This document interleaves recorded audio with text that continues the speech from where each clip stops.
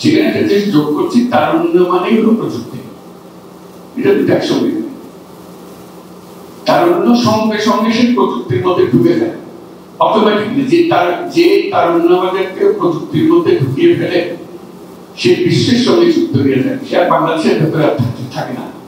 তার জগৎ বিশাল জগৎ, কিন্তু আমরা সেই বিশাল জগতে প্রবেশের পরে সে পরিবর্তনটাকে সেখানে নিয়ে আসবে, সেটা এখনো রাস্তা বানিয়ে দিতে পারেনি, তার মাথার মধ্যে জাগাতে পারেনি। সেই জাগানোর বিষয়গুলো আজকে আলাপ করবো এবং বলার শেষে একটা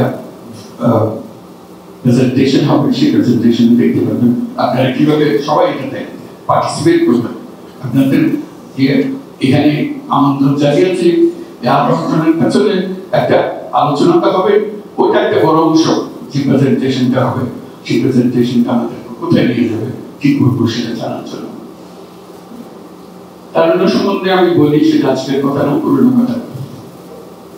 বাংলাদেশ সম্বন্ধে নতুন নতুন মাত্রাগুলোকে যোগ করার জন্য, আপনাদের দৃষ্টি জানার জন্য আমি চেষ্টা করছি, বিদেশিদের কাছেও চেষ্টা করছি, যারা বাংলাদেশ সম্বন্ধে জানতে চায়, বিনিয়োগ করতে চায়, ব্যবসা করতে চায়, তাদেরকে বলছি যে বাংলাদেশ এখানে এই তারুণ্যের কারণে যে কোনো রকমের ব্যবসা করতে চাও, তোমাকে সেই ব্যবসা, সেই কারখানা তোমার নিজের তো সে করার দরকার নেই। এখান থেকে লোক নিয়ে গিয়ে সেখানে তোমার কারখানা চালাতে, তার চেয়ে বড় কারখানা এখানে বসে গেছে, লোক তো আছে, এই ঝামেলা থেকে বেঁচে যাবে। তাকে এটা একটা প্রোডাকশন হাব হিসেবে চিন্তা করো। বারে বারে প্রোডাকশন হাবের এই যে আশিক যে ব্যক্তি আছে, তাকে এই এলাকাগুলো ঠিক করে দেওয়া যায়। এটা প্রোডাকশন হাব হিসেবে তুমি দুনিয়াতে যে কোনো জিনিস বিক্রি করতে চাও, এখানে এসে প্রোডাকশনটা এখানে করো।